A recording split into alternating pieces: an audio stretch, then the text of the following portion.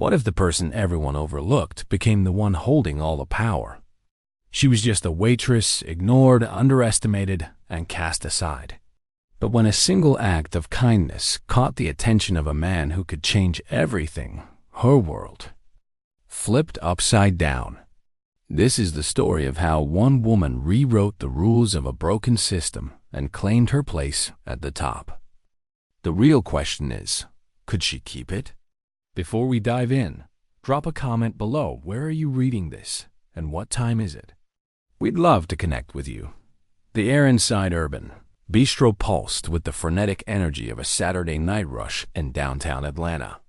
The scent of sizzling burgers and golden fries clung to every surface, blending with the sharp bite of cleaning solution and the faint hum of a radio lost beneath the chaos. The register chimed relentlessly, orders barked from the kitchen, and conversations from crowded booths wove into a relentless roar. Customers spilled past the glass doors, their impatience etched into furrowed brows as the line snaked onto the sidewalk. Leila Harper, a 26-year-old waitress with dark hair pulled into a hurried ponytail, wiped sweat from her brow with the back of her hand. She adjusted the strap of her worn white apron, her feet throbbing and shoulders stiff from hours of carrying heavy trays. In a place like this, there was no time to rest. The dinner rush was a beast, and any sign of slowing down meant being swallowed whole. Lila maneuvered through the narrow aisles, balancing a tray stacked with steaming plates, cheeseburgers piled high, fries glistening with salt, milkshakes threatening to spill. Her sneakers squeaked against the freshly mopped floor, and she dodged a busboy rushing past with a tub of dirty dishes. The restaurant was a living machine, each part moving in chaotic sync, but Lila knew one misstep could send it all crashing. At the far end of the counter, Samantha Blake leaned lazily against the register, twirling a lock of auburn hair around her finger as she chatted with Ethan Reed. Neither seemed fazed by the growing line of customers tapping their feet. Samantha only perked up when a man in a tailored suit, a gold watch glinting on his wrist, stepped forward to pay. "I got this one," she said, straightening her uniform and flashing a bright, practiced smile. Ethan smirked, muttering, "Figures." Lila bit her tongue and kept moving. She'd seen it play out countless times. Some customers got the red carpet treatment, while others, the ones who didn't look like they'd tip well or seemed too ordinary, were left to wait. It was an unspoken rule among the staff, quietly encouraged by their manager, Derek Vaughn. Lila knew better than to call it out. Rocking the boat only made things worse, and she couldn't afford to lose this job. Her paycheck was the lifeline keeping her and her older brother, Noah, afloat.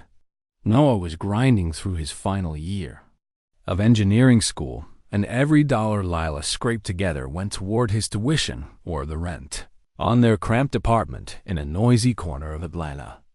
She swallowed her frustration and delivered her tray to a booth of late-night workers, forcing a polite smile as they thanked her dot. As she turned back toward the counter, a man walked through the glass doors, and something in the air shifted.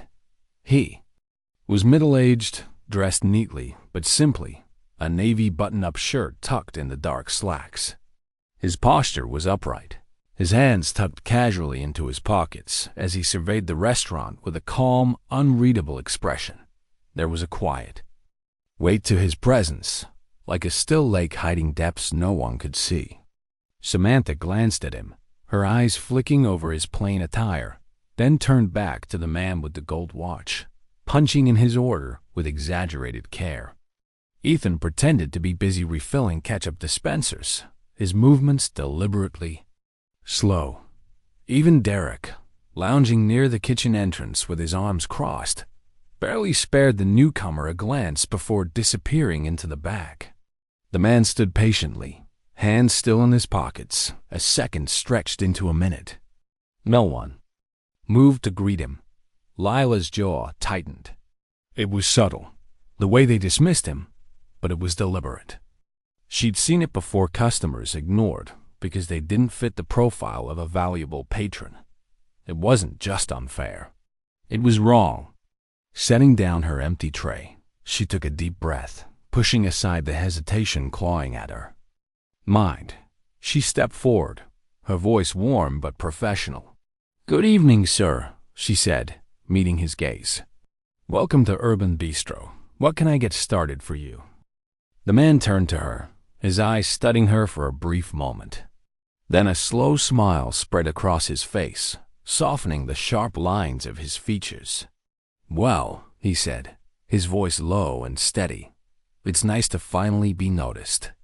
Behind her, Lila felt Derek's gaze sharpen from across the room. Samantha let out a quiet scoff, and Ethan muttered something under his breath, too low to catch. Lila ignored them, focusing on the man's order.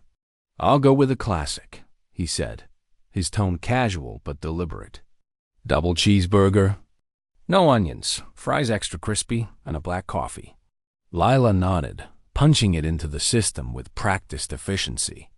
As she did, she couldn't shake the feeling that this moment, small as it seemed, carried a weight she didn't yet understand.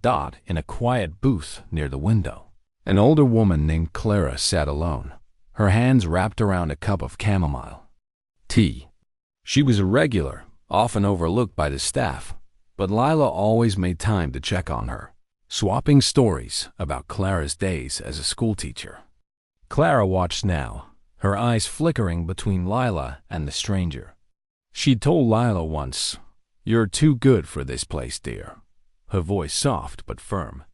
Tonight, as Lila served the man with quiet care, Clara's lips curved into a knowing smile. She didn't know why, but she felt something big was coming a shift, like the first ripple before a wave. As Lila handed the man his tray, he nodded in appreciation. "That was quick," he said, picking up his coffee and turning it slightly in his hand. "You've got a good attitude, you know that? Not everyone takes their job seriously, but you do." Lila blinked, caught off guard by the compliment. "I just believe in treating people right," she replied, her voice soft but sincere. The man studied her for another moment, his gaze piercing yet kind. "That's a rare quality," he said, his tone carrying an intention she couldn't quite grasp. "I think you deserve more than what you've got here." Lila stood there, his words sinking in as he turned to his meal. Across the room, Derek's fingers drummed against the counter, his expression darkening. He'd noticed the exchange, and the tightness in his jaw said he didn't like it one bit. Lila turned back to her work, her mind replaying the man's words. She didn't know who he was or why he'd said what he did, but a spark of something, hope, maybe flickered inside her. In a place that thrived on cutting corners and playing favorites, that spark felt dangerous. And yet, as she moved through the chaos of the rush, dodging trays and shouting orders, Lila couldn't shake the feeling that this night was the beginning of something she couldn't yet see. The morning sun filtered through the smudged glass doors of Urban Bistro, casting a pale glow over the polished countertops and vile booths. The scent of fresh coffee and sizzling bacon wafted from the kitchen, mingling with the low hum of a wash. Morning radio playing classic rock beneath the clatter of dishes. Customers trickled in, some nursing hangovers, others grabbing quick breakfasts before work, their orders sliding down the service window in a steady rhythm. But beneath the familiar buzz of the breakfast rush, a quiet tension simmered, like the air before a storm. Layla Harper felt it the moment she stepped inside, her worn apron slung over her shoulder, her sneakers squeaking against the tile floor. Something was wrong. She couldn't shake the events of the previous night, the stranger's cryptic words, Derek Vaughn's darkened expression, the whispered snickers from Samantha Blake and Ethan Reed. Had she crossed a line by serving the man everyone else ignored? Deep down, Lila knew she'd done the right thing, treating a customer with the respect he deserved. But Urban Bistro wasn't a place that rewarded fairness. It thrived on favoritism, on unwritten rules that Lila had learned to navigate but never accept. As she tied her apron, her fingers trembling slightly, doubt gnawed at her. This job was her lifeline, the only thing keeping her and her brother, Noah, from drowning in debt. Rent was due in 2 weeks, and Noah's engineering school tuition loomed like a storm cloud. Losing this job wasn't an option. Lila moved to the counter, forcing herself to focus. She greeted customers with her usual warmth, refilled coffee, cups, and delivered trays of fluffy pancakes and crispy hash browns. But the weight of last night lingered, heavy as the humid Atlanta air pressing against the windows. She caught Samantha's smirk as she passed, her auburn hair glinting under the fluorescent lights. Ethan, stacking trays near the fryer, avoided her gaze but couldn't hide the amusement in his eyes. They knew something, and Lila's stomach twisted with the realization that she was about to find out what. Lila. Derek's voice cut through the noise, sharp and commanding. She looked up to see him standing at the office door, his broad frame filling the doorway, his expression unreadable. "Come in." The hairs on the back of her neck prickled. She glanced around, catching Samantha's smug grin and Ethan's poorly concealed chuckle. The other employees, Mia, the shy cashier Lila had once helped with a difficult customer, and a few newer hires kept their heads down, sensing the shift in the air. Lila swallowed hard, gripping her apron strap, and followed Derek into the Tuesday. Cramped office. The room was stuffy, heavy with the scent of old paperwork, burnt coffee, and the faint tang of Derek's cologne. A flickering fluorescent bulb cast harsh shadows over the cluttered desk, where schedules and receipts lay in disarray. Derek sat behind the desk, folding his hands neatly in front of him, his eyes cold and calculating. "Have a seat," he instructed, his tone devoid of warmth. Lila hesitated, then sat on the edge of the worn chair, her heart hammering against her ribs. The door clicked shut behind her, sealing them in. Derek leaned forward slightly, exhaling as if discussing a minor scheduling change. "We've been evaluating our staffing needs," he began, his voice flat. "And unfortunately, we've decided to make some cuts." Lila's stomach plummeted, the words landing like a physical blow. "Cuts?" she managed, her voice barely above a whisper, her throat tightening. He nodded, his gaze unwavering. "We're letting you go, effective immediately." The room seemed to tilt. Lila sat frozen, her mind racing to process the words. Fired? After years of working double shifts, of never calling in sick, of pouring everything into this place. "What?" she said, her voice trembling. "That doesn't make sense. We're always short-staffed. You need people." Derek raised a hand, silencing her with a dismissive gesture. "It's not up for discussion. It's nothing personal, just business." His eyes told a different story, glinting with something sharp and vindictive. "Your attitude doesn't align with the company's values." Lila's breath hitched. There it was, the real reason, laid bare in his thinly veiled words. This wasn't about staffing or budgets. It was about last night, about her serving. The man Derek and the others had deemed unworthy. Her act of fairness had been a direct challenge to their system, and now she was paying the price. She clenched her fists under the desk, her nails digging into her palms as she fought to keep her voice steady. "If it's not personal, then why me? I'd never missed a shift. I've done everything you asked." Derek tilted his head, feigning sympathy, but the curl of his lip betrayed him. "You were the first on the list," he said, his tone final, as if she were nothing more than a line item to be crossed out. Lila wanted to argue, to demand an explanation that wasn't laced with lies, but the cold certainty in his eyes stopped her. The decision had been made long before she'd walked in here.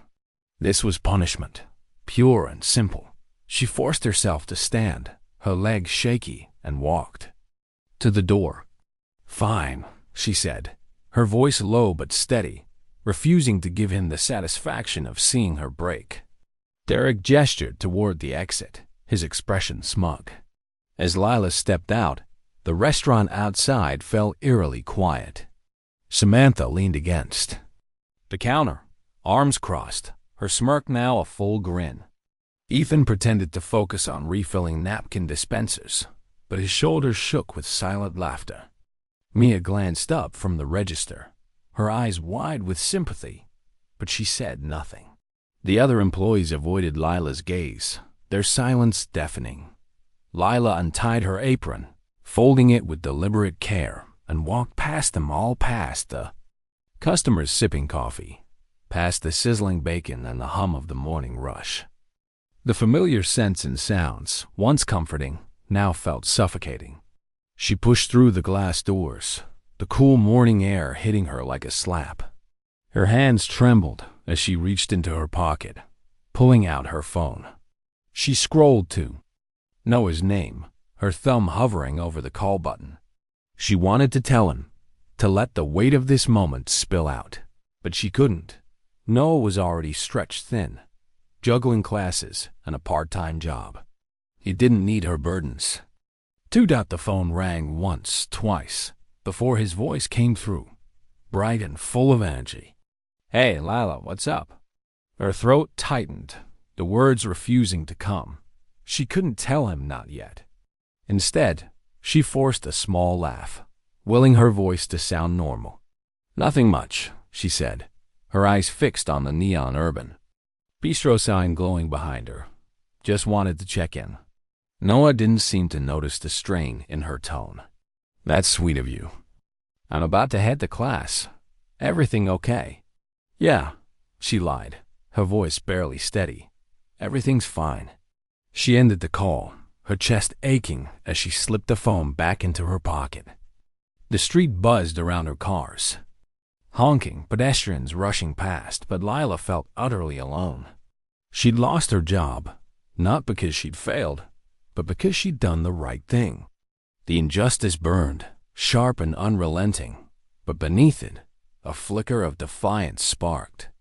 She didn't know how, but she wasn't going to let this be the end on, back inside Urban Bistro. Mia watched Lila disappear through the doors, her hands fidgeting with a receipt. She pulled out her phone, typing a quick message. "I'm sorry, Lila. You didn't deserve this." She hesitated, then hit send, hoping it would reach her. In a booth near the window, Clara, the regular with the chamomile tea, sipped her drink and shook her head. "That girl's stronger than they know," she murmured. To herself, her eyes lingering on the empty doorway. The apartment was a cocoon of silence, broken only by the low hum of the refrigerator and the occasional creak of aging pipes. A dim glow from a desk lamp in the corner cast long, jagged shadows across the cluttered living room, where unopened bills and a dog-eared textbook lay scattered on a coffee table. Outside, the muffled hum of Atlanta's evening traffic drifted through a cracked window. But inside, the air felt heavy, stagnant. Lila Harper sat on the edge of a warm couch, her dark hair loose around her shoulders, her fingers toying with the frayed hem of her hoodie. The weight of her firing from Urban Bistro pressed against her chest, each passing second a reminder of the void where her future should have been. She hadn't touched the plate of leftover pasta on the counter. She couldn't. Her mind churned. With questions she had no answers for how to pay rent, how to cover Noah's tuition, how to tell her brother she'd failed. Lila's eyes drifted to the envelope on the table, her last paycheck from Urban Bistro, a meager lifeline that wouldn't last long. She'd spent years scraping by, ever since their parents' divorce left her and Noah to fend for themselves. Their mother had moved across the country, their father a ghost who sent birthday cards a month late, if at all. Lila had taken on the role of provider, working double shifts to keep Noah in school, to give him a shot at a better life. Losing her job wasn't just a setback. It was a betrayal of everything she'd fought for. The injustice of it fired for treating a customer, with basic respect burned like a coal in her chest. But beneath the anger, fear whispered, "What now?" Her phone buzzed, startling her. The screen lit up with an unfamiliar number. For a moment, she considered letting it go to voicemail. It was probably a bill collector or a wrong number. But something, strange, nagging instinct urged her to answer. She swiped the screen, her voice hesitant. "Hello?" "Good evening, Lila Harper," a deep, steady voice replied, calm and composed. "This is Vincent Cole." Lila sat up straighter, her grip tightening on the phone. The name didn't register at first, but the voice low, deliberate sparked. "A memory. I'm sorry, who?" she asked, her brow furrowing. "Vincent Cole," he repeated, unruffled. "We met yesterday at Urban Bistro." Her breath caught. The man she'd served, the one in the navy button-up, ignored by Samantha, Ethan, and Derek, the one whose words had lingered in her mind. "You deserve more than what you've got here." "Yes, of course," she stammered, her mind racing. "I remember." There was a brief pause, then Vincent spoke again, his tone measured but purposeful. "I assume you're no longer employed there." A lump formed in her throat, the sting of her firing fresh. "No," she admitted, her voice barely audible, laced with shame she couldn't suppress. "I figured as much," he said, his words carrying a quiet certainty. "I'd like to hear why." Lila hesitated, her thumb tracing the edge of her phone. Should she tell him the truth? Would it even matter? But something in his voice, an authority that felt both commanding and safe, urged her to speak. So she did. She told him everything. How Derek had dismissed him as unimportant. How Samantha and Ethan had laughed about it. How she'd stepped in despite knowing it would paint a target on her back. She recounted the meeting in Derek's office, the cold dismissal, the lie about staffing cuts that couldn't hide the real reason she'd broken their unspoken rules. When she finished, silence hung on the line, heavy and expectant. She pressed the phone closer to her ear, her pulse quickening. "I see," Vincent said simply, his voice betraying no surprise. Another pause, then. "Can you meet me tomorrow?" "Morning?" Asterisk Lila's brows furrowed, confusion overtaking her nerves. "Meet you?" She echoed, her voice tinged with disbelief. "I have a proposal for you," he said, his tone smooth, deliberate. "You'll understand when we speak in person. I'll send you the details shortly. I hope to see you then." The call ended before she could respond, the screen going dark in her hand. Lila stared at it, her mind spinning. A proposal? What could a man like him, someone who'd walked into Urban Bistro unnoticed, possibly want with her? Her fingers curled around the phone, gripping it tightly as a flicker of hope stirred, fragile but undeniable. For the first time since Derek's words had shattered her world, she felt something shift, like the first crack of dawn after a long night. The next morning, the air was crisp as Lila stepped off a rattling city bus onto the bustling streets of downtown Atlanta. The sidewalks thrummed with early commuters, some clutching coffee cups like lifelines, others lost in quiet conversations. Sunlight filtered through towering office buildings, casting golden reflections on glass storefronts and puddles left from last night's rain. Lila's fingers tightened around the strap of her purse as she approached a small cafe nestled between a dusty bookstore and a flower shop bursting with color. The scent of freshly brewed coffee and warm pastries drifted from the open door, wrapping around her in a way that should have been comforting, but wasn't. Her stomach churned with nerves. She didn't know what to expect from this meeting. Only that Vincent Cole's call had left her with more questions than answers. Pushing open the door, a small bell jingled softly above her head. The cafe was a quiet haven, its wooden tables adorned with single daisies in tiny vases, soft jazz humming from hidden speakers. A barista steamed milk behind the counter, the hiss blending with the murmur of a few early patrons' riders tapping. At laptops, a businessman scanning his phone. Then she saw him. Vincent Cole sat near a large window overlooking the morning traffic, a cup of black coffee steaming in front of him. He wore a charcoal suit, crisp but without a tie, exuding a tooting, quiet authority that seemed to command the space without effort. He stirred his coffee slowly, his eyes fixed on the city waking up outside. When he noticed Lila, he gestured to the empty chair across from him, his expression calm but expectant. "Lila," he greeted, his voice smooth and steady, carrying the same weight she'd heard on the phone. "Please, have a seat." She nodded, pulling out the chair and sitting, her hands folding tightly in her lap. "Mr. Cole," she began, her voice uncertain. He lifted his cup, a faint smile tugging at his lips. "Just Vincent," he said, his tone disarming yet firm. Lila wasn't sure how to respond, so she waited, her heart pounding as the man across from her studied her with a gaze that seemed to see more than she wanted to reveal. Vincent leaned back slightly, resting his arm along the edge of the table. "Do you know why I asked you here?" he asked, his voice low, deliberate. Lila shook her head, her confusion honest. "No," she said softly. "I don't." A small smile curved his lips, as if her answer was exactly what he'd expected. He took a slow sip of his coffee, set the cup down with care, and leaned forward, his eyes locking onto hers. "Then, let me start with a proper introduction," he said, his words carrying a weight that made the air around them feel heavier, charged with possibility. Vincent Cole set his coffee cup down with deliberate care, the faint clink echoing in the quiet cafe. His charcoal suit caught the morning light streaming through the window, and his calm, unreadable expression held Lila Harper's gaze. "Let me start with a proper introduction," he said, his voice low and steady.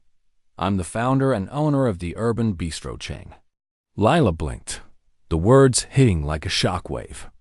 The man she'd served 2 nights ago, the one in the simple navy shirt, ignored by her coworkers, was the owner of the entire business. Her mind scrambled to catch up. "You?" she managed, her voice barely audible, her hands tightening in her lap. He nodded, a faint smile tugging at his lips. "The restaurant you worked at is one of many. I visit my locations unannounced from time to time. I want to see them as customers do, without the polished performances people put on when they know they're being watched." He tilted his head slightly, his eyes sharpening. "What I saw at your location was revealing." Lila swallowed, her throat dry. She didn't know what to say, her mind still reeling from the revelation. Vincent continued, his tone measured but firm. "I saw a staff that thrived on favoritism. I saw a manager who dismissed certain customers while catering to others. I saw employees who followed that pattern, comfortable in their biases." His gaze intensified, locking onto hers. "But then I saw you." A knot formed in her stomach, her pulse quickening. "You didn't hesitate," he said, his voice carrying a quiet conviction. "You treated me the same way you treated every other customer, not because you thought I was someone important, but because you believe that's how people should be treated. That tells me more about your character than any resume ever could." Lila shifted in her seat, heat rising to her cheeks. "I just did what anyone should do," she said, her voice soft but sincere. "That may be true," Vincent replied, "but in my experience, very few people actually do." He reached into his jacket, pulling out a small leather card holder, and slid a business card across the table. The embossed letters gleamed under the cafe's soft light. "I want you to come back to Urban Bistro," he said. "Not as a server, as a manager." Lila froze, the word echoing in her mind. "A manager?" she repeated, disbelief lacing her tone. Her hands hovered over the card, hesitant to touch it. "I need someone I can trust in that location," Vincent said simply. "Someone who understands what it means to run a restaurant fairly, who won't turn a blind eye to injustice. That someone is you." her mind spun. She wasn't qualified for this. She'd never managed anyone, never even dreamed of leadership. She pictured Derek's smug face, Samantha's smirks, Ethan's muttered jabs. What would they do if she returned with authority over them? Doubt clawed at her, whispering that she'd fail, that she wasn't enough. But another thought pushed. Through this was a chance to fix what was broken, to make Urban Bistro a place where fairness wasn't a liability. She exhaled shakily, her voice barely steady. I don't know if I can do that. Vincent nodded, unsurprised by her hesitation. I understand, he said, his tone gentle but firm. That's why I'm giving you time to think about it. But know this, I saw what you did that night, and I know you're capable of more than you believe. He stood, smoothing his jacket, his presence commanding even in the small cafe. Take the night to think it over. If you're ready to stop taking orders and start giving them, I'll be waiting. With that, he turned and walked toward the door, leaving Lila alone with the card and the weight of a choice that felt bigger than herself. She stared at the card, tracing the embossed letters with her thumb. It was just paper, but it felt heavy, like it held the power to reshape her life. For years, she'd reacted to the world scraping by, surviving, putting Noah's dreams before her own. Now, she was being offered a chance to act, to lead. The thought was terrifying, exhilarating, and utterly overwhelming. 2 days later, Lila stood outside Urban Bistro's glass doors, her reflection staring back in a crisp navy blue manager's uniform. The neon sign glowed above her, its hum a faint reminder of the place that had chewed her up and spit her out. The last time she'd walked through these doors, she'd been powerless, discarded like a used napkin. Now, everything was different. Her heart pounded, but she squared her shoulders, whispering to herself, You can do this. Taking a deep breath, she pushed the doors open and stepped inside. The morning rush was in full swing. The scent of fresh coffee and frying bacon filled the air, mixing with the clatter of trays and the rhythm of orders called out from the kitchen. Employees moved in synchronized chaos, flipping burgers, filling drinks, wiping counters. But when Lila appeared, the room seemed to hold its breath. Conversations hushed, hands paused mid-task. Samantha, wiping down the counter, froze, her rag hovering above the surface, her auburn hair catching the light. Ethan, loading a basket of fries into the fryer, turned sharply, his eyes narrowing. Mia, the young cashier, glanced up from the register, her expression flickering with quiet encouragement. A few newer hires exchanged curious looks, sensing the shift in the air. Then, from the back, came the heavy, deliberate footsteps of Derek. Vaughn, his face darkened when he saw her, his eyes flicking to her uniform, the name tag reading manager beneath her name. His jaw clenched so tightly, Lila thought he might crack a tooth, his broad frame tensing like a coiled spring. What the hell is this? He barked, his voice slicing through the silence, loud enough to make a nearby customer jump. Lila held her ground, her pulse hammering but her face calm. I'm a new manager, she said, meeting his glare head-on, her voice steady despite the storm inside her. Derek's nostrils flared, his hands balling into fists. The hell you are? He snapped, his tone dripping with disdain. He turned, sharply, his voice rising. Where's Cole? I want to speak to him now. As if summoned, Vincent Cole stepped through the glass doors, his tailored suit exuding quiet authority. He moved with unhurried confidence, his hands tucked casually into his pockets, his eyes scanning the room. The tension thickened, employees shifting uncomfortably as his presence commanded attention. You don't need to speak to me, Derek, Vincent said coolly, his voice cutting through the air like a blade. I'm here to speak to you. Derek squared his shoulders, his face reddening. You can't be serious about this. You're replacing me with her? He gestured toward Lila, his voice thick with contempt, as if her name were an insult. Vincent didn't blink, his expression unreadable. "Yes." Derek let out a harsh, humorless laugh, his eyes darting between Vincent and Lila. "You think she can run this place better than me? I've been here for years. I built this store." Vincent's voice remained steady, each word precise. "I know she can." "You're fired, Derek. Favoritism, discrimination, poor leadership that ends today." Derek's face flushed a deeper red, his fists clenching at his sides. "You'll regret this," he spat, his voice low and venomous. He turned to Lila, his glare pure malice. "You think you've won? You're nothing." With a final scoff, he stormed toward the exit, the glass doors slamming shut behind him with a force that rattled the frames. Silence lingered, heavy and suffocating.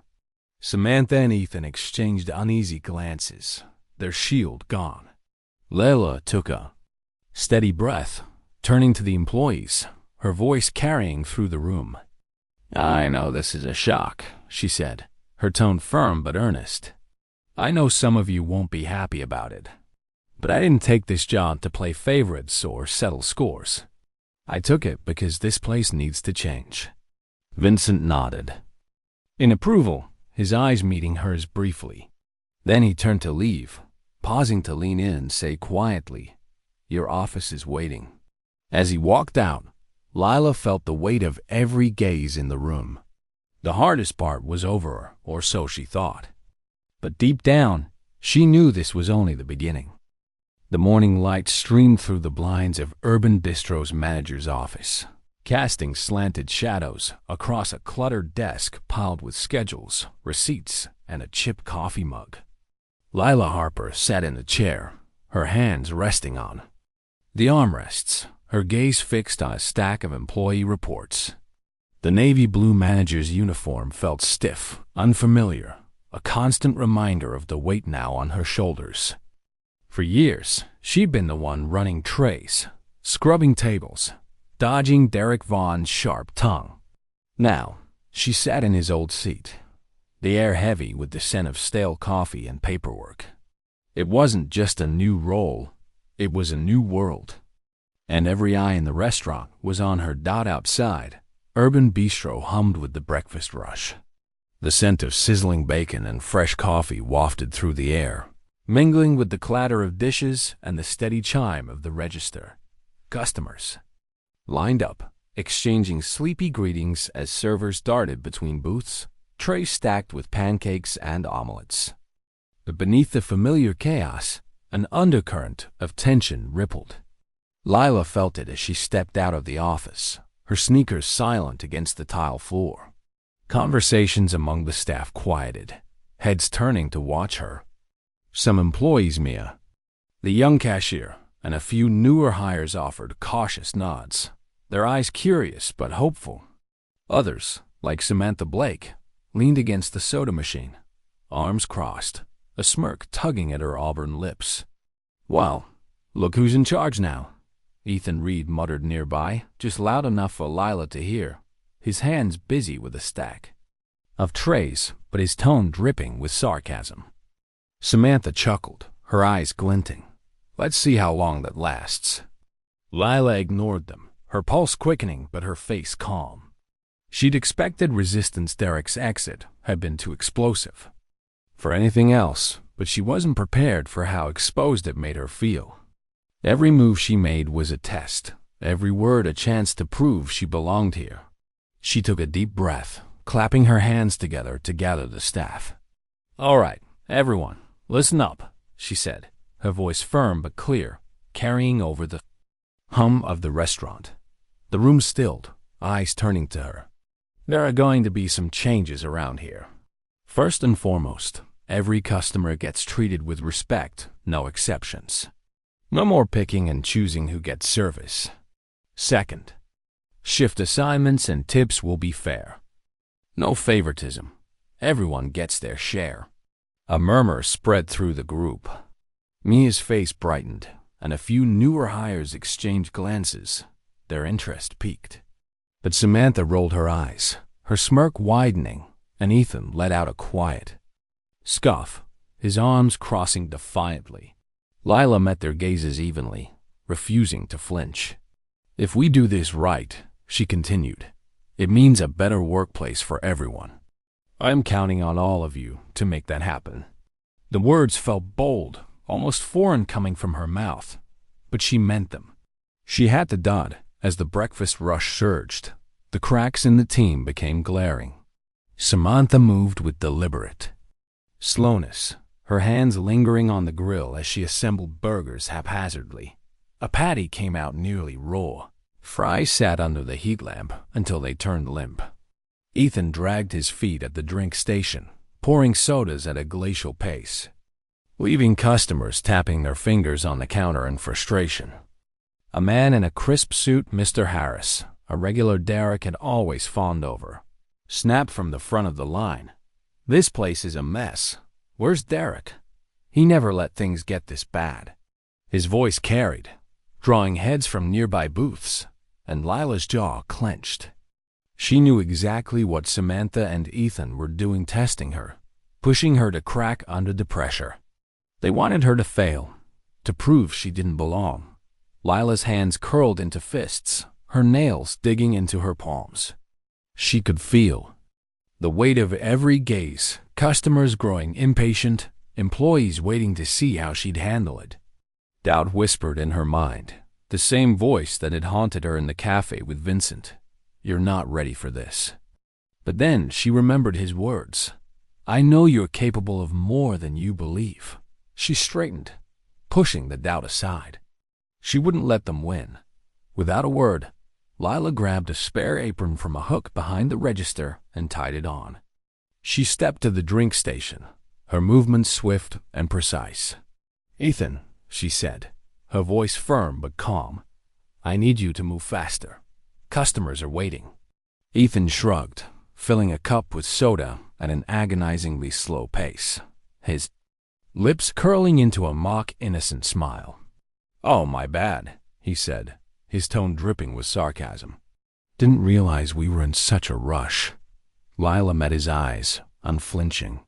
"We don't make people wait for no reason. Serve it now." Ethan held her gaze for a beat, his smile faltering, then sighed dramatically and handed the cup to a waiting cashier. Lila turned to the grill, where Samantha was deliberately dragging her feet, a burger bun sitting untouched as she chatted with another employee. "I'll handle assembly," Lila said, stepping in, her voice leaving no room for argument. "You focus on cooking." Samantha scoffed, tossing her hair, but complied, her movements still sluggish. Lila's hands moved fast, wrapping burgers, checking orders, ensuring every detail was perfect before sending trays out. She called out names with confidence, her voice cutting through the chaos, and within minutes, the sluggish pace began to lift.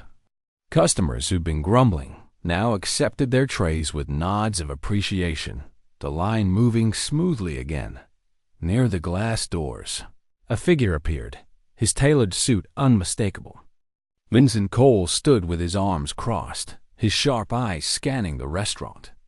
He didn't speak, didn't intervene, but his presence was a silent weight, a test Lila felt in her bones.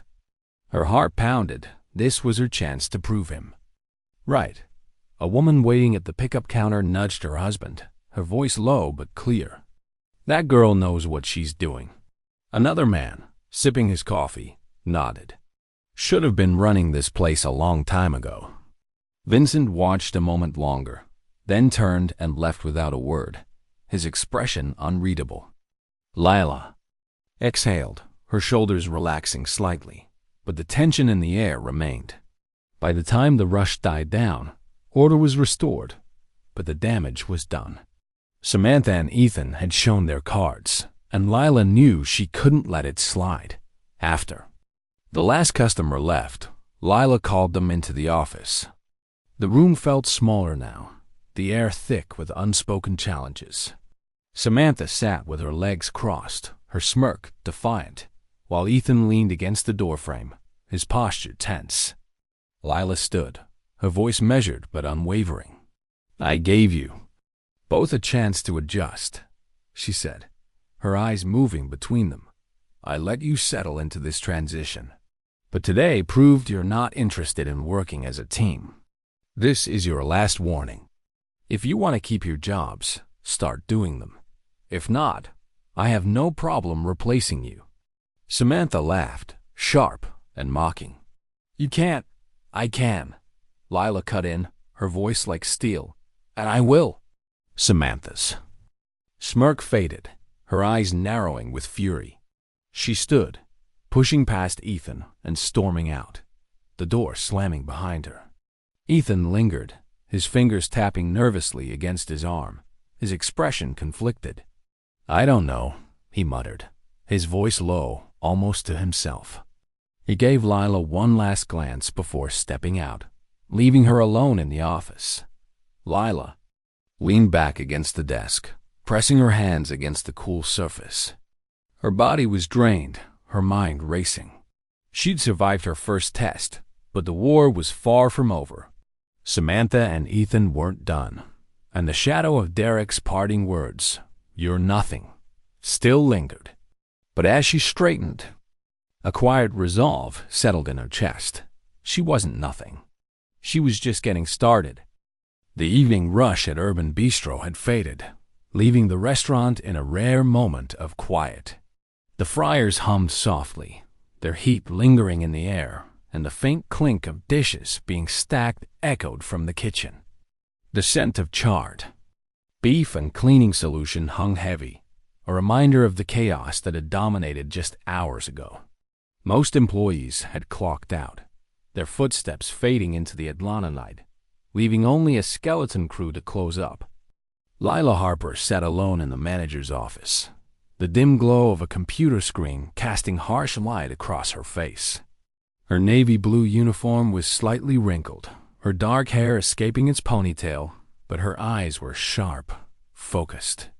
She'd stayed late, poring over financial reports, her fingers hovering over the keyboard as she cross-referenced receipts. Something was wrong, terribly wrong. The numbers didn't add up. Customers had been overcharged, orders altered after the fact, mysterious fees tacked onto bills that shouldn't have been there. At first, Lila had thought it was a glitch, a clerical error from the chaos of the rush. But as she dug deeper, a pattern emerged, deliberate and insidious. Transactions had been tampered with, receipts modified to inflate totals, and the changes were concentrated during late-night closing shifts. This wasn't a mistake. It was sabotage, and it was happening. Under her watch, her stomach twisted, a cold dread settling in her chest. Someone was trying to undermine her, to make her fail as manager. The question was who. Lila leaned closer, her eyes scanning the transaction logs. Every fraudulent change traced back to a single employee account, Ethan Reed's. Her breath caught, the name glaring at her from the screen. Ethan, with his sarcastic smirks and hesitant glances, had been a thorn in her side, but she'd seen something in him, a flicker of doubt, a chance for redemption. Had it all been a lie? She thought back to their confrontation earlier that day, his muttered, "I don't know," as he left the office. Was he playing her, biding his time while he worked to bring her down? The betrayal stung, sharper than she'd expected. She needed answers, and she needed them now. Lila grabbed her phone, her fingers steady despite the storm in her mind. She dialed Ethan's number, her voice firm when he picked up. "Ethan," she said, cutting through his groggy greeting. "I need you back at the store. Now." There was a pause on the other end, the faint sound of traffic in the background. "Why?" he asked, his tone guarded. "We need to talk in person," Lila said, keeping her voice even. "Don't make me ask twice." Silence stretched, then a slow exhale. "Fine," Ethan muttered. "I'll be there." 15 minutes later, the back door creaked open, and Ethan stepped into the office, his uniform rumpled, his blonde hair disheveled from the night air. He looked exhausted, dark circles under his eyes, but his posture was tense, his hands stuffed deep into his pockets. The fluorescent light buzzed above them, casting stark shadows across the cramped room. Layla didn't waste time. She turned the computer screen toward him, the transaction log glowing in the dark office. Ethan's login ID highlighted in damning clarity.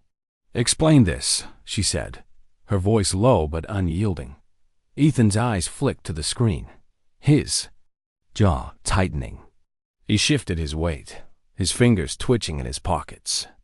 "I don't know what you're talking about," he said, but his voice lacked conviction, his gaze darting away. Lila crossed her arms, stepping closer, her eyes locked on his. "Don't lie to me, Ethan. These changes were made using your login. The system logs the exact device used for each transaction. It was you." Ethan's shoulders stiffened, his breath hitching audibly. He looked away, his fingers tapping nervously against his leg, a habit Lila had noticed when he was cornered. The silence stretched, heavy with the weight of her accusation. Finally, he let out a long, shaky breath, his voice barely above a whisper. "I didn't have a choice." Layla's stomach clenched, her eyes narrowing. "What do you mean?" she asked, her tone steady but laced with urgency. Ethan hesitated, rubbing a hand over his face, his expression torn. "Samantha," he muttered, the name falling like a stone. "She told me to do it. Said it was just a little push to make you look bad, to show you couldn't handle the job. I didn't want to, but—" His voice trailed off, his gaze dropping to the floor. Lila's brows furrowed, her mind racing. "Samantha, of course." Her smirks, her deliberate slowness during the rush, it all fit. But Ethan's words carried a deeper weight, a hint of something bigger. "Samantha?" Lila pressed, stepping closer. "She put you up to this?" Ethan nodded, his jaw tight. "She said it'd teach you a lesson, that if you failed, things would go back to how they were under Derek." He paused, his eyes meeting hers for the first time, a flicker of guilt in them. "But she's not the one pulling the strings." Lila's pulse quickened, a chill running down her spine. "What do you mean?" she asked, her voice low, each word deliberate. Ethan hesitated again, his fingers clenching into fists. He looked around the office, as if expecting someone to be listening, then leaned in slightly, his voice dropping to a near whisper. "It's Derek." The air seemed to thicken, the name hanging between them like a dark cloud. Lila's heart pounded, but she kept her face calm, refusing to let her shock show. "Derek?" she repeated, her tone demanding clarity. Ethan swallowed hard, his voice trembling but certain. "He's been paying a few of us, me Samantha, a couple others. Small stuff at first, delayed orders, wrong charges, bad service. Just enough to make it look like you don't know what you're doing. He's got connections, Lila. People outside the restaurant. He wants you gone, and he's not going to stop until you're out." Lila stared at him, her mind racing.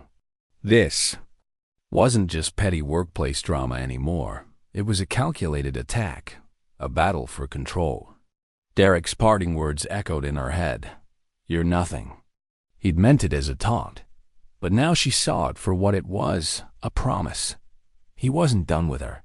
She turned to the window, the empty parking lot stretching into the darkness, the city's distant lights flickering like stars, her hands clenched at her sides, a quiet fury building in her chest. Derek thought he could break her, push her out, make her fail. He'd underestimated her once, and he was doing it again. She turned back to Ethan, her voice steady, resolute. "Why are you telling me this now?" she asked, her eyes searching his face. Ethan shrugged, his expression conflicted. "I don't."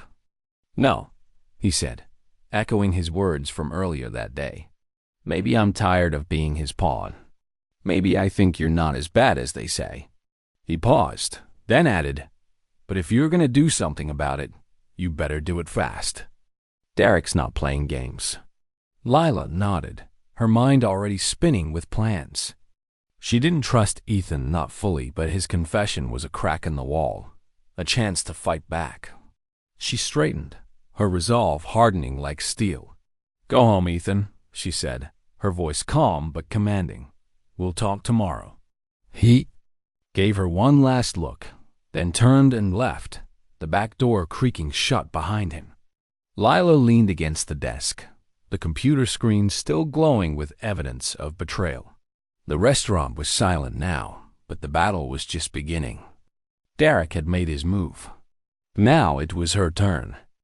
The evening air inside Urban Bistro was thick with the scent of grilled patties and freshly brewed coffee. The usual bustle of the dinner rush now tinged with an electric tension. The kitchen sizzled with the sound of burgers hitting the grill. The register chimed with each order, and the hum of conversation filled the space. But beneath the surface, something simmered, a storm waiting to break. Lila Harper stood near the counter, her navy blue manager's uniform crisp, her dark hair pulled back tightly. Her eyes scanned the floor, taking in the steady flow of customers and the movements of her staff. Since discovering the sabotage in the financial reports, orders altered, customers overcharged, she'd been on edge, her senses sharpened for any sign of trouble. Ethan Reed's confession had confirmed her fears. Derek Vaughn was behind it all, pulling strings from the shadows to bring her down. Tonight she felt the weight of his unseen presence like a predator circling. The restaurant was packed, booths filled with families, students, and late-night workers.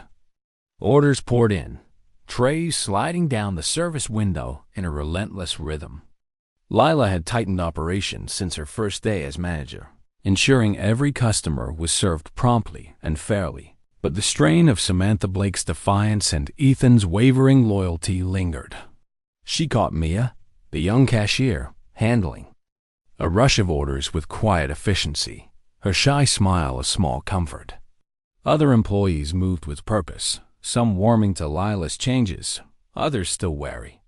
Samantha, stationed at the grill, worked with a forced nonchalance, her auburn hair glinting under the lights, her smirk never far from her lips. Ethan, pouring drinks, kept his head down, his movements mechanical since his confession. Layla knew. He was caught between guilt and fear, but she couldn't trust him, not yet. The front doors swung open with a force that cut through the restaurant's hum, and a group of customers marched in, their faces set in frustration. A tall, broad-shouldered man in a flannel shirt led the pack, slamming a crumpled receipt onto the counter. "I want to speak to the manager," he barked, his voice loud enough to turn heads. Lila's heart sank, but she stepped forward, her posture steady, her voice calm. "I'm the manager," she said, meeting his gaze. "How can I help you?" The man scoffed, his eyes narrowing.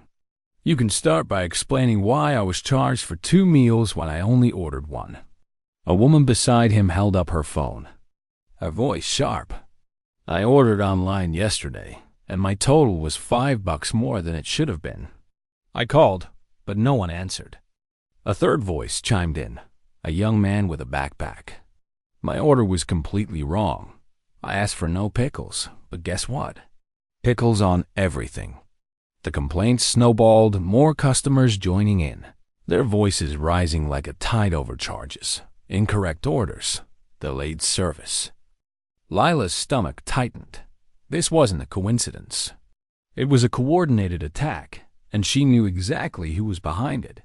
Her eyes scanned the dining area, and there he was, Derek Vaughn, leaning against a booth near the back, his pressed shirt and smug grin unmistakable. His cold eyes locked onto hers, a predator savoring the chaos he'd unleashed. Lila's jaw clenched, anger flaring, but she forced herself to focus. The crowd was growing restless, their frustration feeding off each other. Among them, a woman in a blazer, her notepad and sharp gaze marking her as a local reporter, scribbled furiously, her presence amplifying the stakes. If this spiraled, Urban Bistro's reputation and Lila's leadership could be ruined. Lila raised her hands, her voice cutting through the noise. "Everyone, please," she said, her tone firm but empathetic. "I'm truly sorry for these mistakes. Let me pull up the system and fix them right now." She moved to the register, her fingers flying over the keys as she accessed the transaction. History. Her breath caught the numbers were wrong, deliberately altered. Orders had been modified, totals inflated, some receipts tampered with to include fees that didn't exist. The data was a mess, with traces of tampering wiped in key areas. Whoever did this, Samantha, Ethan, or Derek's other allies, had covered their tracks well. Leela's heart pounded, but she kept her face composed, issuing refunds and promising corrected orders. The crowd's anger simmered, hesitating as she worked, but the tension didn't dissipate. Samantha stepped out from behind the grill, arms folded, her smirk barely concealed. "Looks like someone's having a rough night," she said, her voice loud enough to carry. Lila turned, her patience fraying. "You wouldn't know anything about this, would you?" she asked, her tone low but pointed.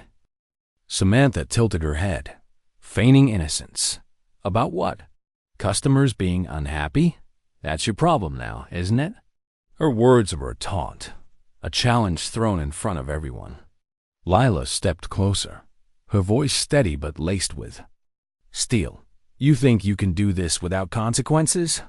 Samantha's smirk widened, her eyes glinting with defiance. "I think I'm just helping things go back to the way they should be." The words hung in the air, a confession wrapped in bravado. Lila's hands curled into fists, but before she could respond, Ethan shifted nearby, his expression unreadable. He wasn't smiling like Samantha, wasn't gloating. He knew something, and his silence spoke volumes. The door swung open again, and Vincent Cole stepped inside, his tailored suit a stark contrast to the chaos. The restaurant, already tense, seemed to hold its breath.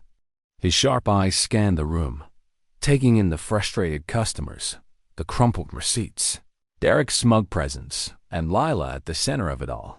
He didn't speak, his arms crossed. His silence a test Lila felt in her bones. Derek seized the moment, stepping forward with a carefully crafted look of concern.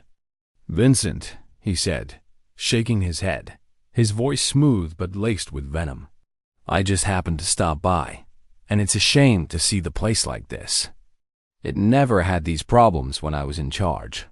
Lila's chest tightened, her eyes flicking to Vincent. His expression remained unreadable, but his gaze settled on her, evaluating, waiting. This wasn't just about tonight. It was about her ability to lead, to hold the line against chaos. The reporter's pen paused, her eyes darting between Lila and Derek, sensing a story. Customers murmured, some nodding at Derek's words, others watching Lila with cautious hope. Mia stood frozen at the register, her hands trembling, while other employees exchanged uneasy glances, unsure whose side to take. Lila took a deep breath, centering herself. She thought of her mother's words, spoken years ago when Lila was a teenager, mocked for her second-hand clothes. "Don't let anyone define your worth." She straightened, her voice rising to address the crowd. "I understand your frustration," she said, her tone clear and unwavering. "I take full responsibility for making this right. Every one of you will get a full refund, and I'll personally ensure your orders are corrected immediately." She turned to the staff, her eyes sweeping over them, lingering on Samantha. "We're better than this. Let's show them what Urban Bistro can be." The crowd hesitated, the anger softening as Lila's sincerity cut through. She moved back to the register, directing employees with quiet authority, Mia to process refunds, new hires to expedite orders. Samantha scoffed but returned to the tinsta grill under Lila's glare, her defiance muted for now. Ethan worked silently, his movements quicker, as if shaken by the moment. Customers began to settle, some accepting their trays with nods, others murmuring approval. The reporter jotted notes, her expression shifting from skepticism to curiosity. Vincent watched it all, his silence louder than any words. Derek's smirk faltered, his eyes narrowing as Lila took control. He leaned closer to a nearby employee, whispering something, but Lila didn't flinch. She felt Vincent's gaze, not as judgment but as a challenge. Show me what you can do. The chaos wasn't over, and Derek's presence was a promise of more to come. But as Lila moved through the restaurant, her hands steady, her voice calm, she knew one thing for certain: she wasn't backing down. This was her fight, and she was ready to win it. The morning after the chaotic confrontation at Urban Bistro dawned with an uneasy calm. The restaurant's neon sign hummed softly in the crisp Atlanta air, its glow muted by the rising sun. Inside, the scent of fresh coffee and frying bacon wafted through the space, but the usual bustle of the breakfast rush felt subdued, as if the staff sensed the storm still lingering. Lila Harper stood near the entrance, her navy blue manager's uniform pressed, her dark hair tied back tightly. Her hands were steady, but her mind raced. The previous night's flood of customer complaints, overcharges, wrong orders, deliberate chaos had been no accident. Ethan Reed's confession had laid it bare. Derek Vaughn, with Samantha Blake as his pawn, was orchestrating a campaign to sabotage her leadership. Today, Lila would end it. She'd spent the night in the manager's office, the dim glow of the computer screen her only companion as she pieced together evidence. Transaction logs, tampered receipts, and a damning email from Derek to Samantha, carelessly left in a deleted folder, confirmed the plot. The email was brief but explicit. Slow things down, mess up orders, make her look incompetent. Lila's jaw had tightened as she read it, her anger tempered by resolve. Derek thought he could break her, but he'd miscalculated. She wasn't the same waitress he'd fired. She was a leader now, and she was ready to fight. Lila called a mandatory staff meeting before the restaurant opened, her voice firm as she gathered the employees in the dining area. The booths were empty, the counters gleaming, the air heavy with anticipation. Mia stood near the register, her hands fidgeting, her eyes wide with quiet support. Ethan lingered at the back, his blonde hair disheveled, his posture tense since his confession. Samantha stood with her arms crossed, her auburn hair catching the fluorescent light, her smirk defiant but brittle. Other employees, newer hires and veterans alike, formed a loose semicircle, their expressions ranging from curiosity to unease. Lila took a deep breath, her gaze sweeping over them.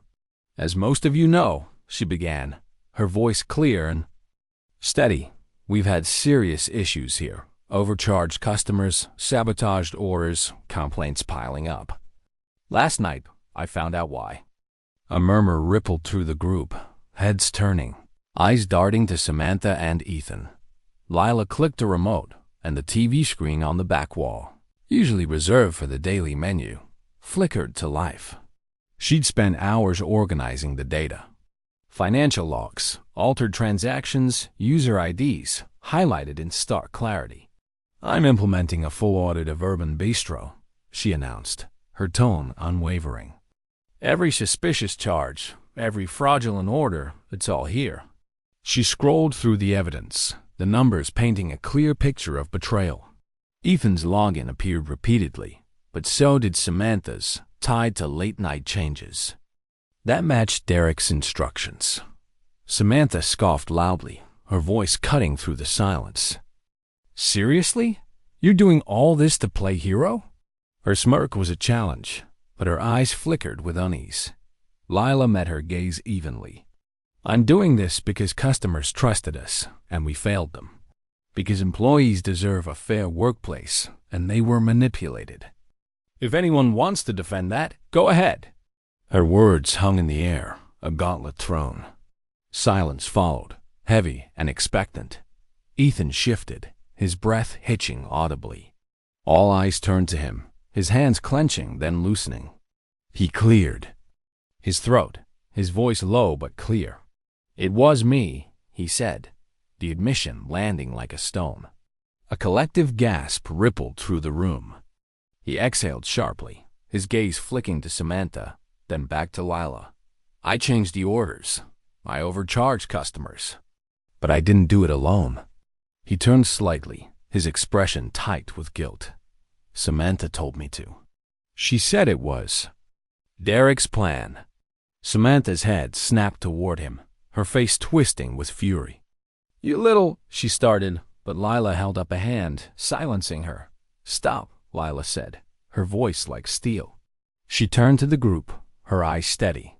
"Anyone involved in this, you have two choices. Own up and take responsibility, or walk out that door right now." Her words were a quiet command, resonating with authority she hadn't known she possessed. For a long moment, no one moved. Then, hesitantly, two veteran employees, ones who'd thrived under Derek's favoritism, stepped forward, their eyes lowered in shame. "We helped," one muttered, his voice barely audible. "Samantha told us it was just a prank." The other nodded, his face flushed. Lila watched, her heart heavy but resolute. The truth was painful, but it was necessary. Samantha's hands curled into fists, her voice a hiss. "You're all pathetic." She turned to Lila, her eyes blazing. "You think you've won? This place will fall apart without Derek." Lila remained calm, her voice measured. "Then I guess you've made your choice." Before Samantha could retort, the glass door swung open, and Vincent Cole stepped inside. His tailored suit exuded quiet authority, his sharp eyes scanning the tense faces, the paused register screens, the evidence glowing on the TV. The room fell silent, employees straightening instinctively as if his presence alone demanded order. Lila turned to face him, her hands clenching at her sides. She'd done everything she could. Now it was up to him. Vincent's gaze settled on the screen, then moved to Lila, a faint nod of approval in his eyes. But before he could speak, another figure entered, his confident stride unmistakable. Derek. Vaughn walked in, his pressed shirt and smug grin a stark contrast to the chaos he'd sown. Employees shrank back, his presence still carrying weight despite his firing. "Well," he said smoothly, stepping forward, "this is quite the show." His eyes locked on Delilah, a predator's gleam in them. Vincent turned to him, his expression unreadable. "Derek," he said, his voice calm but firm, "you made a mistake, a very big mistake." Derek chuckled, shaking his head. "You're taking her word over mine? I kept this place running for years." He gestured to the screen. "Anyone can fake data." Lila stepped forward, her voice steady. "It's not just data." She slid a USB drive across a nearby table, her eyes never leaving Derek's. "It's an email from you to Samantha, telling her exactly how to sabotage this restaurant." Derek's smirk faltered, his fingers hovering over the drive before pulling back. Vincent picked it up, plugging it into a laptop on the counter. The room was deathly silent as Derek's email appeared on the screen, his words damning. "Make her look incompetent." A recorded phone call followed, access from the drive. Derek's voice, low and certain. Nothing obvious. Just enough to get customers pissed. Make sure she fails. The evidence was irrefutable. Vincent paused the recording, his gaze piercing. "Derek, you're finished," he said, his voice quiet but final. "You created an environment of corruption and tried to sabotage my business out of spite. You're fired permanently, and I'll ensure no one in this industry hires you again." Derek's confidence cracked, his face twisting with anger.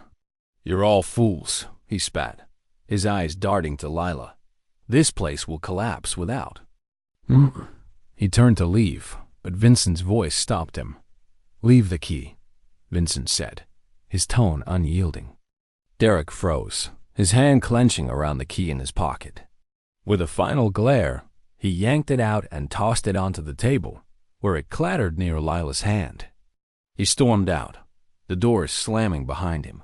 Vincent turned to Samantha, his expression softening but firm. "You're dumb, Samantha. Every employee involved in this pack here thinks." Samantha's face flushed with fury, but she knew arguing was pointless. With a final glare at Lila, she stormed to the back, her footsteps echoing. Vincent shifted his gaze to Ethan, his voice softer. "You played a part, but you came forward. That doesn't excuse you, but it earns you one chance. Mess up again, and you're out." Ethan nodded quickly, his relief palpable. Finally, Vincent looked at Lila, a small smile ghosting across his lips. "You handled this well," he said. "This place is yours now." He turned to leave, but not before adding, "Keep that key close." Lila picked up the key, its weight grounding her. The restaurant was silent, the staff dispersing to their tasks, a new energy settling in.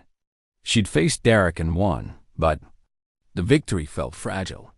She glanced at the empty doorway, knowing this wasn't the end. Not yet. The morning sun bathed Urban Bistro in a soft golden glow, its rays filtering through the glass doors and glinting off the polished countertops.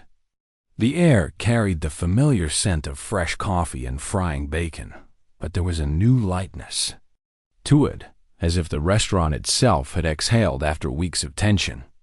The neon sign hummed softly outside, a steady pulse in the quiet Atlanta dawn. Lila Harper stood behind the counter, her navy blue manager's uniform neatly pressed, her dark hair tied back in a tight ponytail. Her hands moved with purpose, arranging schedules and checking inventory, but her mind was on the bigger picture. The confrontation with Derek Vaughn and Samantha Blake had been a victory, but it was only the beginning. Now, she had to rebuild Urban Bistro, not just its operations, but its soul. The fallout from the sabotage had left the staff shaken.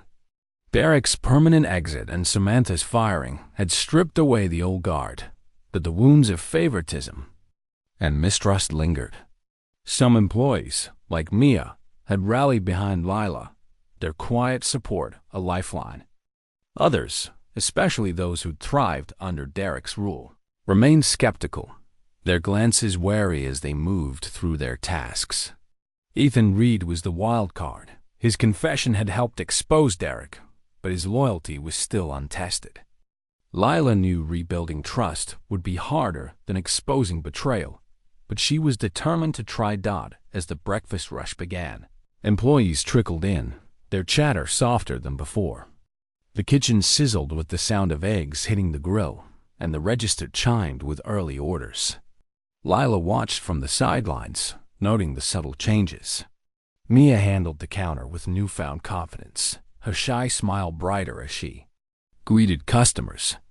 Newer hires moved with purpose, no longer overshadowed by Derek's clique. Even the older employees, once loyal to the old regime, seemed to adjust, their work steady if not enthusiastic. Ethan arrived on time, his blonde hair neatly combed, his eyes avoiding Lila's as he rolled up his sleeves and started prepping the drink station. He was trying, Lila noted, but she kept her guard up, her trust hard-earned. Lila called a brief. Staff huddled before the rush peaked, her voice clear and steady. "We've been through a lot," she said, her eyes sweeping over the group, "but we're turning a corner. This is a chance to make Urban Bistro a place we're proud of, a place where everyone, customer and employee, is treated fairly. I'm starting training sessions this week to improve service and teamwork. We'll also review tip distribution to ensure it's transparent." A murmur of approval rippled through the group, Mia nodding eagerly, while others exchanged cautious glances. Ethan stood silently, his expression unreadable. Lila pressed on. "I know change isn't easy, but I believe in this team. Let's show Atlanta what we can do." The rush unfolded smoothly, a stark contrast to the chaos of the previous night. Orders flowed without delay. Customers smiled as they received their trays, and the atmosphere felt lighter, almost hopeful. Leila moved through the restaurant, offering praise where it was due, thanking Mia for handling a busy register, guiding a new hire on proper plating, checking in with customers to ensure satisfaction. Clara, the regular with the chamomile tea, sat in her usual booth, her eyes crinkling with pride as she watched Lila work. "I knew you had it in you," Clara said, her voice soft but firm as Lila refilled her cup. "This place feels different already." Leila smiled, warmth spreading through her chest. Clara's words were a small victory, but they mattered. By midday, a new customer approached the counter, a woman in her 40s, a gray blazer and notepad marking her as someone important. She introduced herself as Ellen Carter, a local food critic, her sharp eyes scanning the restaurant with interest. "I heard about the changes here," she said, her tone neutral but curious. "Thought I'd see for myself." Leila's heart skipped, but she kept her composure, ensuring Ellen's order, a grilled chicken sandwich and iced tea, was perfect. As Ellen ate, she jotted notes, her expression unreadable. Lila felt the weight of her scrutiny, knowing a positive review could boost Urban Bistro's reputation, while a negative one could undo her progress. Asterisk, the day wasn't without challenges. A few older employees dragged their feet, testing Lila's rules, and a customer complained about a lukewarm coffee, a minor issue but a reminder of the work still ahead. Lila addressed each problem calmly, replacing the coffee and speaking privately. With the sluggish workers, her authority quiet but firm. Ethan, meanwhile, worked diligently, helping a new hire when the drink station backed up. Lila caught his eye, offering a small nod of acknowledgement. He returned it, hesitant but genuine, a sign he might be coming around. As the rush died down, Lila retreated to the office, her body tired but her mind alive with plans. She sketched out ideas for the training sessions, customer service workshops, team-building exercises, a system to track feedback. She wanted Urban Bistro to be more than a job. She wanted it to be a community. Her phone buzzed with a text from Noah, her brother. "Got a partial scholarship. One less thing to stress about." Lila exhaled, relief washing over her. The financial strain was easing, giving her room to focus on the restaurant. She replied with, "A quick proud of you," her smile lingering as she returned to her notes. Later that afternoon, Clara approached the counter, her chamomile tea in hand. "You're doing something special here," she said, her voice warm. "I've been coming for years, and I've never seen this place so alive." She paused, her eyes twinkling. "I told my book club about you.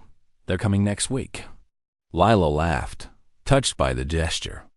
Clara's support, small as it was, felt like a beacon, proof that her changes were rippling outward. By evening, Ellen Carter finished her meal and approached Lila, her notepad tucked away. "I'll be honest," she said, her tone measured. "I came expecting problems after the rumors about this place. But what I saw today was impressive. Keep it up, and you'll have a loyal following." She handed Lila her card, a faint smile on her lips. "I'll be back." Lila nodded, her chest swelling with cautious pride. The critic's words were a lifeline, a sign that Urban Bistro was on the right path. As the restaurant closed, Lila stood behind the counter, watching the last employees clock out. Ethan lingered, wiping down the soda machine with unusual care. "You did good today," he said quietly, not meeting her eyes. "I'm trying." Lila studied him, her guard still up but softening. "Keep trying," she said, her tone firm but not unkind. He nodded and left, the door swinging shut behind him. Lila locked the office, her fingers brushing the key Vincent had told her to keep close. The restaurant was hers now, not just in title but in spirit. The scars of Derek's sabotage were still there, but they were healing. Customers were returning, employees were adapting, and for the first time, Lila felt like she was building something real. She stepped outside, the cool night air brushing her skin, and looked up at the neon sign. Urban Bistro wasn't perfect, but it was hers to shape. And she was just getting started. The late afternoon sun cast long shadows across Urban Bistro's polished floors, the golden light softening the edges of the bustling restaurant. The air hummed with the scent of grilled burgers and fresh coffee, the clatter of dishes blending with the low murmur of customers enjoying their meals. The neon sign outside glowed steadily, a beacon in the Atlanta dusk.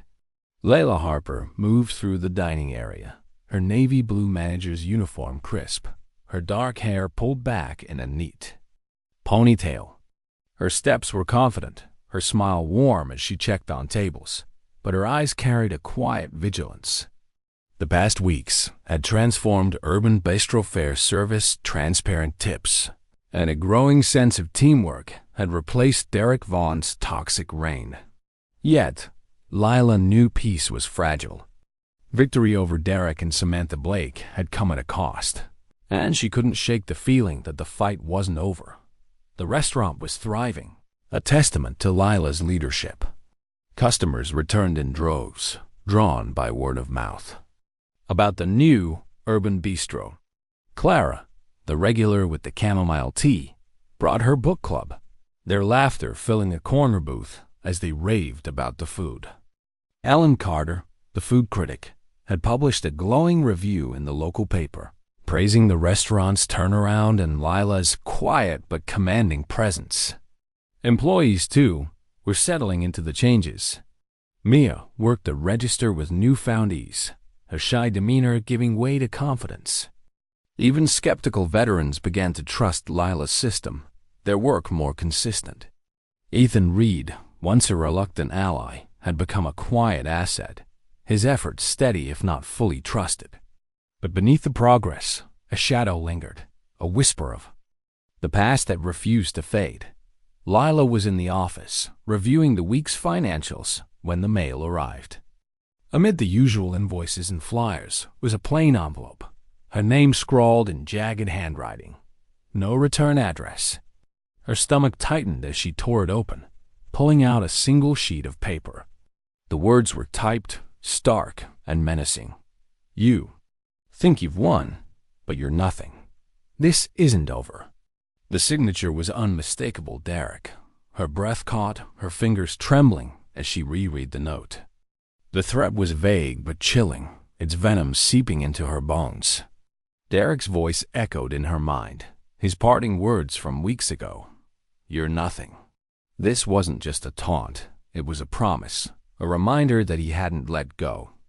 Lila's first instinct was to crumple the note, to dismiss it as the bitter rant of a defeated man. But the envelope's delivery to her apartment address, not the restaurant, felt like a violation, a breach of her personal space. She thought of Noah, her brother, studying late at his campus library, unaware of the storm circling her. She couldn't let this touch him. Taking a steadying breath, she tucked the note into her desk drawer and called Vincent Cole. His voice, calm and authoritative, answered on the second ring. Lila, he said, his tone warm but attentive. What's wrong? She recounted the note, her voice steady despite the knot in her chest. It's from Derek, she said. He's threatening me, saying it's not over. I don't know what he's planning, but I'm worried. Vincent's pause was brief, his voice hardening. Send me a photo of the note. I'll have my team look into it immediately. He softened slightly, adding, You did the right thing telling me. Don't let this shake you, Lila. You're stronger than he is. Lila nodded, though he couldn't see her, and sent the photo. Vincent's response was swift. I'm hiring security for the restaurant. Stay vigilant. We'll handle this. Relief mixed with unease as she hung up. Vincent's support was a lifeline, but the threat felt personal, a shadow creeping closer. She leaned back in her chair, the office's dim light casting her reflection in the computer screen. A woman who'd fought for her place, but now faced a ghost from her past. That evening, as the dinner rush began, a new figure entered the restaurant. A tall man in a dark jacket, his demeanor calm but alert. He introduced himself as Marcus, the security consultant Vincent had sent. His presence was subtle, blending into the background as he monitored the doors and staff, but it grounded Lila. A reminder that she wasn't alone. She threw herself into work, guiding employees through the rush, ensuring every order was perfect. Customers smiled, unaware of the undercurrent, and Clara's book club left a generous tip, their chatter a welcome distraction. But the past wasn't done with her. During a lull, Mia approached, her face pale, her hands clutching her phone. "Lila," she whispered, glancing around nervously, "I need to tell you something." They stepped into the office, the door closing behind them. Mia's voice trembled as she spoke. "When I started here, Derek, he harassed me. Nothing physical, but he'd make comments, stand too close, make me feel small. I never told anyone because he was the boss." Her eyes glistened, but her jaw was set. "I heard he's been talking to some old employees, saying you're ruining this place. I thought you should know." Lila's chest tightened, anger flaring for Mia's pain and Derek's audacity. "Thank you for telling me," she said, her voice soft but firm. "You didn't deserve that, and I'm sorry you went through it. If he's contacting anyone else, let me know. We're not letting him win." Mia nodded, relief softening her features, and returned to the register, her shoulders a little straighter. Lila sat alone, the note's words echoing in her mind. Derek's harassment of Mia revealed a darker side to his character, a pattern of control that went beyond sabotage. His connections, as Ethan had hinted, suggested a broader network, perhaps ties to a rival restaurant, a detail that gnawed at her. She pulled out her phone, texting Vincent. "Derek may be working with competitors. Mia says he's spreading lies." Vincent's reply was immediate. "Noted. Investigating now.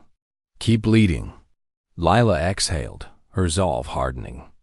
Derek's threats were real, but so was her determination. As the restaurant closed, Lila stood outside, the cool night air brushing her skin. Marcus patrolled nearby, his presence reassuring.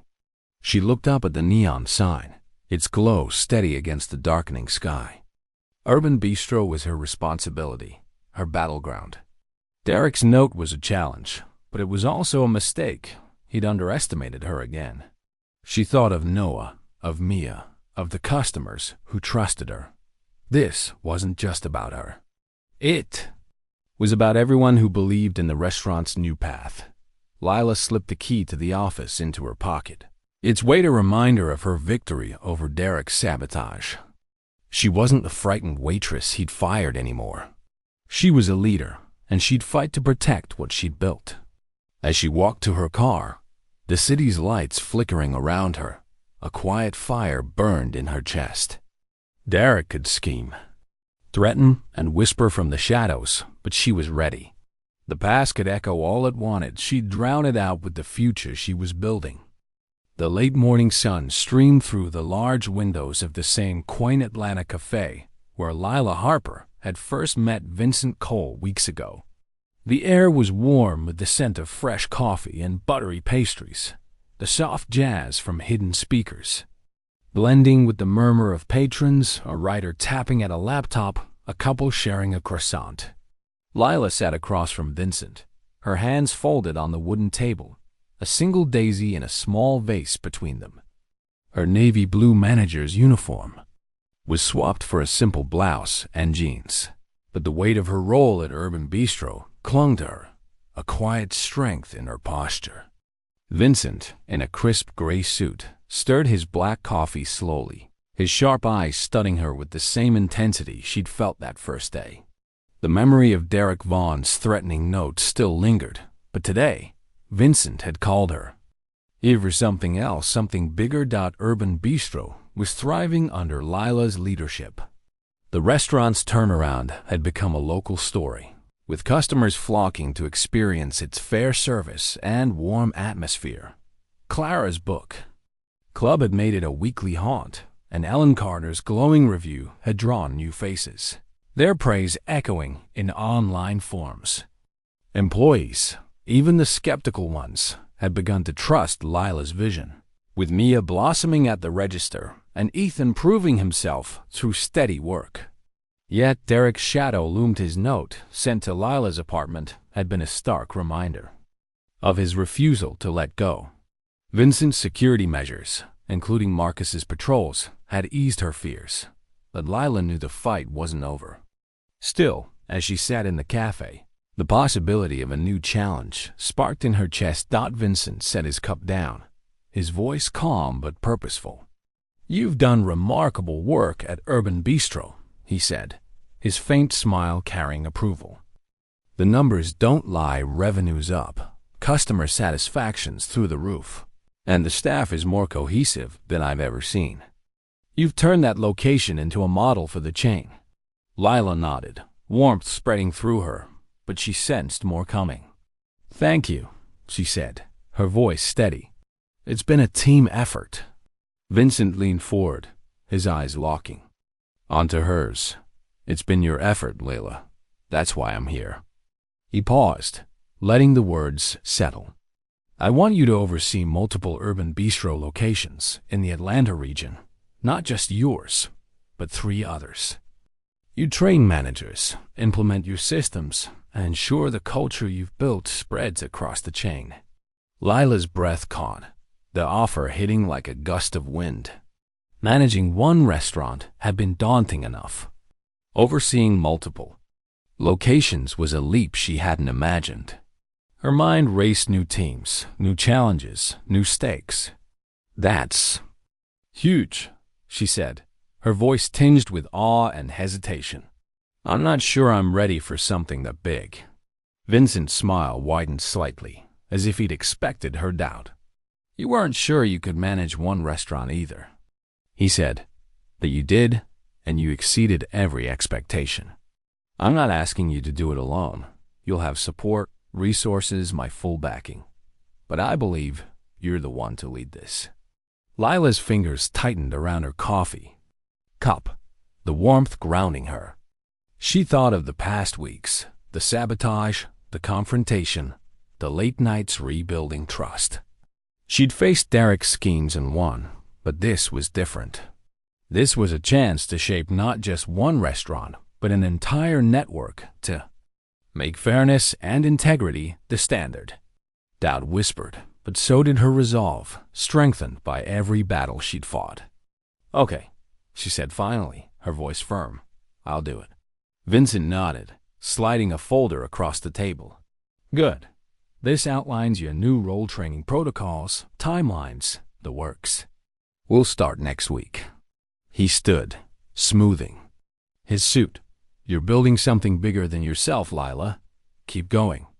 With that, he left, the cafe's bell jingling softly behind him. Lila sat alone, the folder heavy in her hands. She opened it, scanning the pages, schedules, budgets, profiles of the other managers. Her heart pounded, but a quiet excitement stirred. This was her chance to make a lasting impact, to prove Derek wrong on a grand scale. She texted Noah, her brother, unable to contain her news. "Just got a big promotion. Managing multiple locations." His reply came instantly. "You're a freaking hero, Lila." "So proud." She smiled, the weight of his support easing her nerves. Their financial strain had lessened with his scholarship, and now her new role promised stability. For the first time in years, the future felt bright. Back at Urban Bistro, the dinner rush was in full swing, the kitchen sizzling with orders, customers chatting over steaming trays. Lila slipped into her manager's uniform, her energy renewed. She shared her promotion with Mia, whose eyes widened with excitement. "You're going to change everything," Mia said, her voice earnest. Ethan overheard, offering a quiet nod, his effort to prove himself still evident. Clara, sipping her chamomile tea, beamed when Lila told her. "You're unstoppable," she said, her words a warm anchor, but not everyone was pleased. Later that evening, Lila received a text from an unknown number. "You're making enemies. Watch your back." The words chilled her, their tone unmistakably Derek's. She forwarded it to Vincent, who responded quickly. "We're tracing it. Stay focused." Lila exhaled, her jaw tightening. Derek was still out there, whispering lies, stirring trouble. She couldn't let him derail her. The next day, Vincent arranged a meeting with the other urban bistro managers at a downtown office, a sleek space with glass walls and city views. Layla arrived early, the folder under her arm, her nerves tingling. The managers filed in 2 men and a woman, all older, their expressions ranging from curious to skeptical. The woman, Karen, a sharp-eyed manager in her 40s, spoke first, her tone polite but probing. "You're young for this," she said, glancing at Lila's file. "What makes you think you can tell us how to run our restaurants?" Lila's stomach clenched, but she held her ground, her voice steady. "I'm not here to tell you what to do," she said. "I'm here to share what worked at my location: fair service, transparent systems, a team that trusts each other. I've seen what happens when those things are missing, and I know we can do better together." Her words were earnest, backed by the evidence in her folder: revenue spikes, customer reviews, staff retention. Karen's skepticism softened slightly, but the men exchanged glances, their doubt clear. Lila knew winning them over would take time, but she was ready to try. As the meeting ended, Lila stepped outside, the city's pulse around her. She thought of Derek's text, his note, his schemes. It was a shadow, but she was building something stronger, something he couldn't touch. She called Noah, his voice bright through the phone. "You're killing it, Lila," he said, laughing. "Mom would be proud." The mention of their mother, distant but still a quiet force, brought a lump to Lila's throat. She thanked him, her heart full, and headed back to Urban Bistro. That night, Lila stood in the restaurant's empty dining area. The lights dim, the air still. Marcus, the security consultant, patrolled outside, his presence a quiet reassurance. She ran her fingers over the counter, thinking of the battles fought here. Derek's sabotage, Samantha's defiance, her own doubts. She'd turned this place into a beacon of fairness, and now she'd do the same for others. The folder lay on the counter, a map to a new horizon. Lila smiled, her resolve unyielding. Derek had tried to scare her, but she was no longer the waitress he'd dismissed. She was a leader, and her work was just beginning.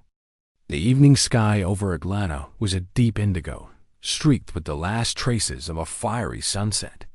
Urban Bistro's neon sign glowed brightly, casting a warm light across the parking lot, its hum a steady heartbeat in the cooling air. Inside, the restaurant buzzed with life booths filled with laughing families, students hunched over laptops, and regulars sipping coffee as the dinner rush wound down. The scent of sizzling burgers and fresh fries mingled with the faint tang of cleaning. Solution, a familiar symphony that felt different now, alive with purpose. Lila Harper stood near the counter, her navy blue manager's uniform replaced by a smart blazer for a special occasion, a meeting with the regional urban bistro managers to present her vision. Her dark hair was loose, framing a face that carried both strength and quiet pride. She'd fought for this moment, and tonight, she'd claim it. The past months had transformed Urban Bistro into a beacon of fairness and community. Customers returned in droves, drawn by glowing reviews and word of mouth about Lila's changes. Clara's book club had become a fixture, their chatter filling a corner booth, while new faces, inspired by Ellen Carter's article, praised the restaurant's warmth. Employees, once divided, now worked as a team. Mia's confidence shone at the register. Ethan's steady effort had earned cautious trust, and even skeptical veterans embraced Lila's transparent systems. Her training sessions had taken root, fostering teamwork and accountability. But Derek Vaughan's shadow had lingered, his threatening note, and whispered lies a constant reminder of the battle she'd fought. Vincent Cole's investigation had kept him at bay, but Lila knew closure was coming. Tonight, the restaurant hosted the regional managers, gathered in a private section, cordoned off with velvet ropes. The 3 Karen and 2 men, all older and seasoned, sat at a long table, their expressions a mix of curiosity and lingering doubt. Lila had prepared for weeks, her folder brimming with data, revenue spikes, customer satisfaction surveys, employee retention rates.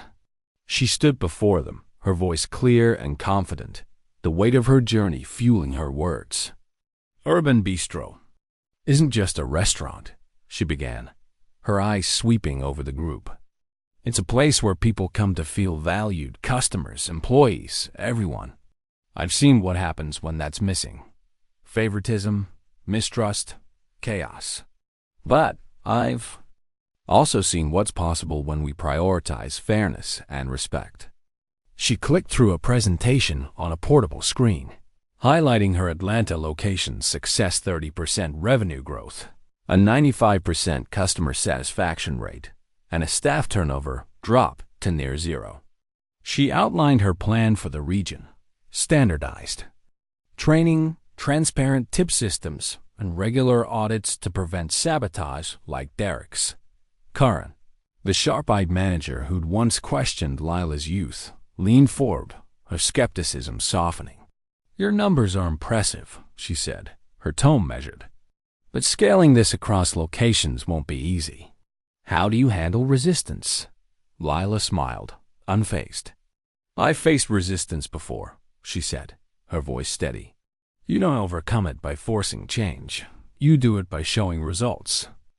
My team trusted me because they saw the difference. I'll work with your teams the same way." Her words carried conviction, backed by the scars of her battles with Derek and Samantha. The men exchanged glances, one nodding slowly, the other jotting notes.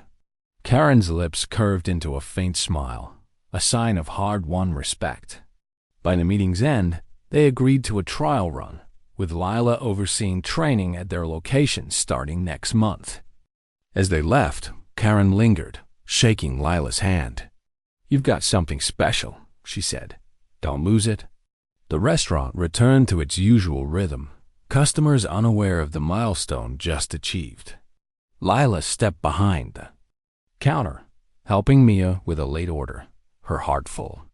Clara approached, her chamomile tea in hand, her eyes twinkling. "You're changing lives, dear," she said, gesturing to the bustling dining area. "I told my friend, a teacher, about you. She's using your story in her class, says it's a lesson in courage." Lila's throat tightened, the words landing deeper than she'd expected. She thanked Clara, her smile genuine, and moved to the office, where a new email from Vincent waited. The message was brief but seismic.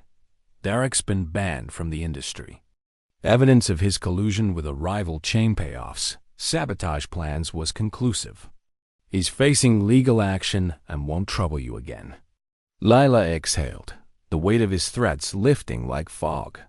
Vincent had traced Derek's texts and note, uncovering a web of deceit tied to a competing restaurant desperate to undermine Urban Bistro's rise. Derek's ban was permanent, his influence erased. Lila leaned back, the office's dim light casting her shadow on the wall, a silhouette of strength, not fear. She stepped outside, the night air cool against her skin. Marcus, the security consultant, gave her a nod from his post, his role now routine. Lila looked up at the neon sign, its glow a symbol of everything she'd built. She thought of Noah, studying for finals, his future brighter with her support. She thought of Mia, Clara, Ethan, the community she'd forged. The key to the office rested in her pocket, a talisman of her journey from dismissed waitress to regional leader.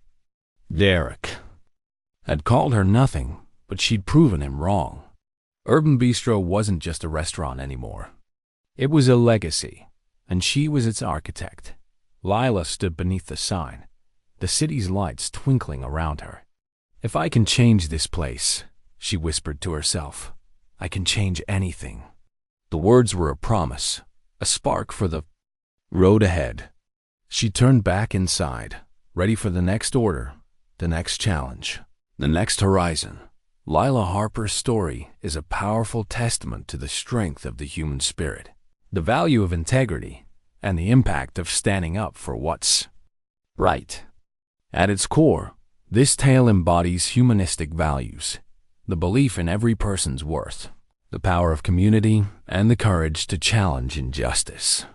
Lila's journey from a marginalized waitress to a transformative leader shows that true power lies not in titles or control, but in lifting others up. Her refusal to accept favoritism, her empathy for customers and co-workers alike, and her resilience against Derek's schemes highlight the importance of fairness and accountability, values that resonate in any workplace or society.